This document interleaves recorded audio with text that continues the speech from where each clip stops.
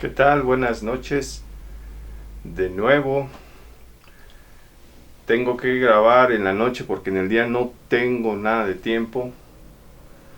Y bueno, pues en algunas ocasiones me van a ver un poco cansado porque pues tengo pacientes. Ahorita es domingo y tuve pacientes. Pero mi objetivo es darles el mejor servicio. Después ya vamos a ir profesionalizando estos videos. Ahorita por la urgencia del seminario pues los tengo que hacer así, no me queda de otra opción. Pero bueno, ya les estuve hablando de la filosofía y la ciencia de la nueva quiropráctica. Les hablé de cómo la quiropráctica es semejante, la nueva quiropráctica es semejante a un árbol, y este árbol, sus raíces representan su filosofía y su tronco, su ciencia. En los vídeos anteriores les expliqué cómo las raíces, que es su filosofía, están compuestas por ontología, epistemología, lógica, ética, estética, antropología, cosmología, hermenéutica y así por el estilo, que son las ramas comunes de la filosofía general, o son los temas de estudio de la filosofía occidental a lo largo de pues ya milenios, ¿no? Y también les describí el tronco de la nueva quiropráctica, que es precisamente su ciencia, y estuvimos hablando de más de 30 disciplinas científicas, como son la teoría de los algoritmos, las matemáticas discretas, la teoría de las redes, la teoría de los autómatas finitos, el paradigma del pensamiento complejo, las ciencias de la complejidad, y así por el estilo.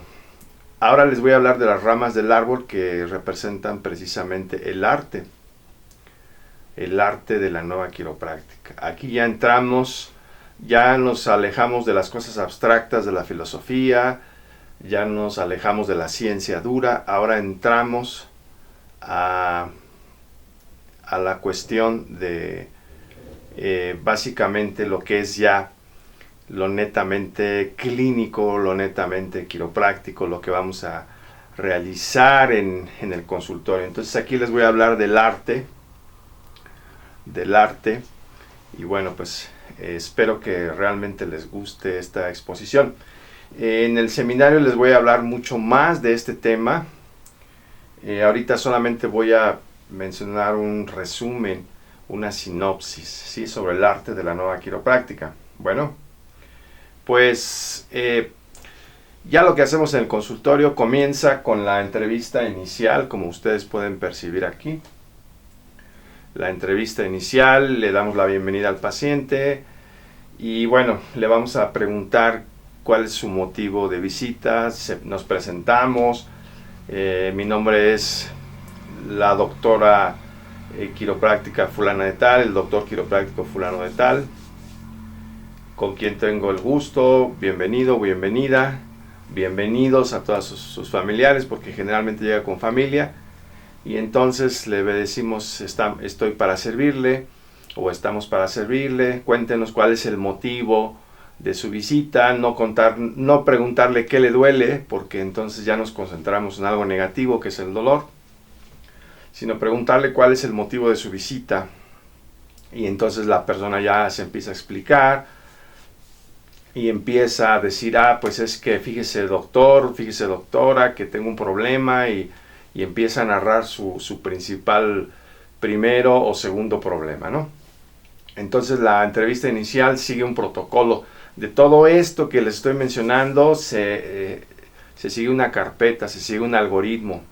Ahora, como ya les mencioné ahorita, nada más les estoy describiendo algo muy general, muy básico. Pero esto todo tiene un protocolo muy bien definido.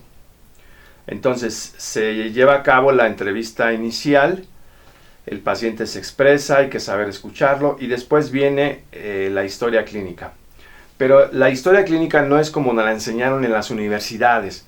En las universidades nos enseñaron la norma oficial mexicana, es decir, la norma oficial mexicana de una historia clínica es un documento legal.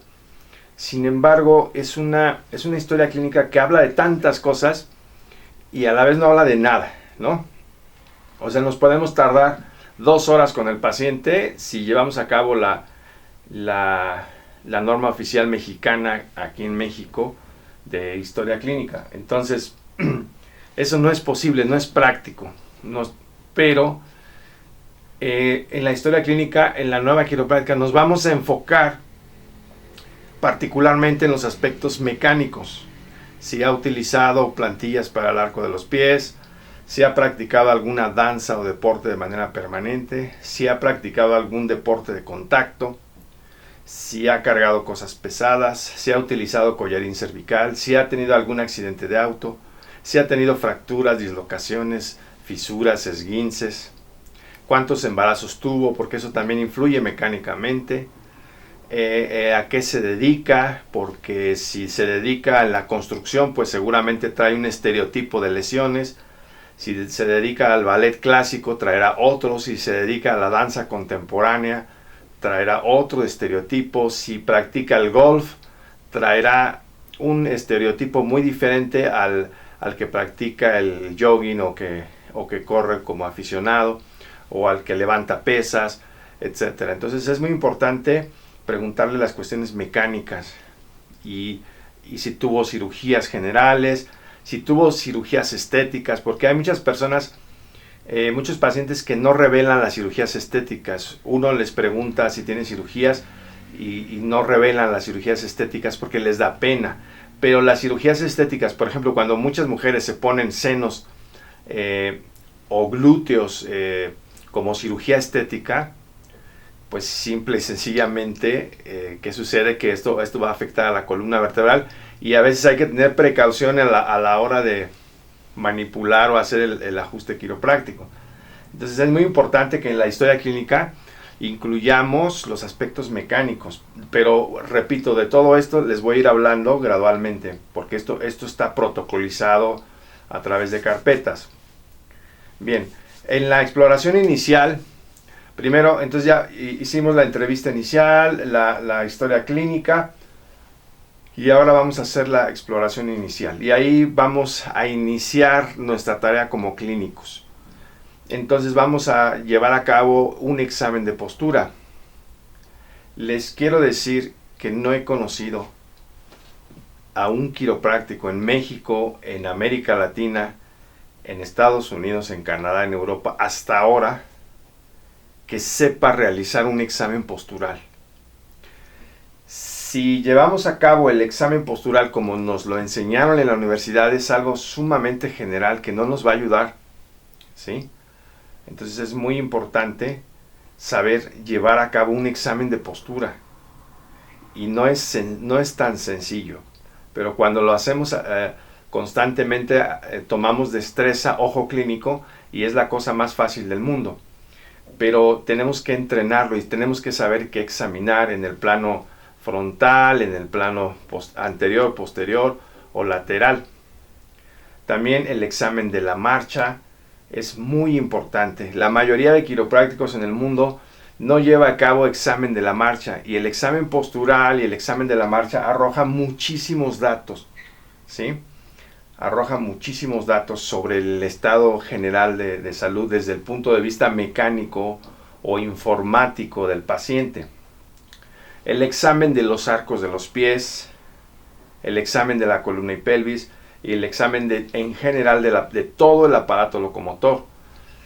Esto que les estoy mencionando, examen de postura, examen de la marcha, examen de arcos de pies, examen de columna y pelvis y examen del aparato locomotor, repito, casi ningún quiropráctico lo hace en el mundo. Muchos fisioterapeutas tampoco lo hacen. Muchos ortopedistas tampoco lo hacen. Demasiados médicos generales no lo hacen. Entonces, estos datos arrojan, esta exploración arroja muchísimos datos sobre la condición de salud general del paciente. Entonces, en la nueva quiropráctica tenemos un método de embudo, ¿sí? De lo general a lo particular. Esto se llama método deductivo, de lo general a lo particular. Empezamos con el examen de postural, examen de la marcha, examen de longitud de piernas, examen de arcos de pies, examen de columna y pelvis. Y ya cuando llegamos a examen de columna y pelvis, primero pasamos la primera etapa del embudo, y aquí ya estamos llegando a algo más específico. Y ya después comenzamos a llegar todavía a asuntos más y más específicos, ¿sí? Este es el método del embudo.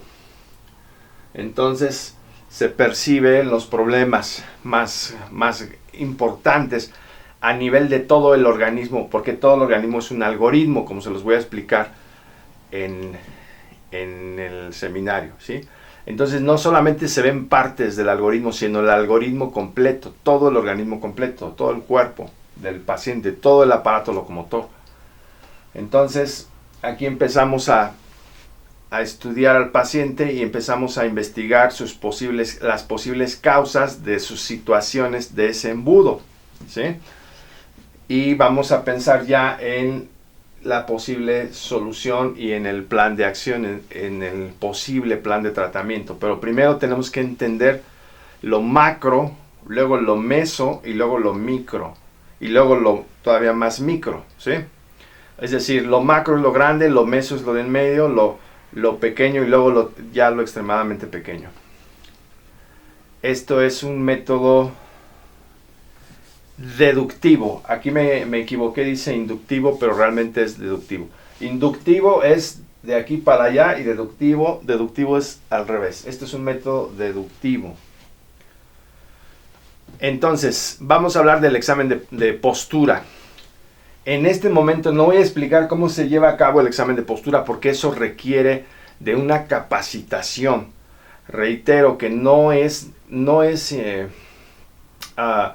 basta con lo que nos enseñaron en las universidades, porque la universidad nos enseñó una licenciatura en medicina general y el examen postural que nos enseñaron ahí realmente no nos ayuda de mucho. Aquí lo que vamos a ver en el examen de postura es al paciente de frente y de lado, ¿no? Básicamente. Es bueno que haya una retícula en la pared o que haya una aplicación electrónica para llevar a cabo el examen postural. Y se ven muchas cosas, se ven muchos niveles, muchos aspectos que ahorita no se los voy a explicar. Lo único que quiero decirles es que el examen de postura resulta importantísimo en la nueva quiropráctica, ¿sí?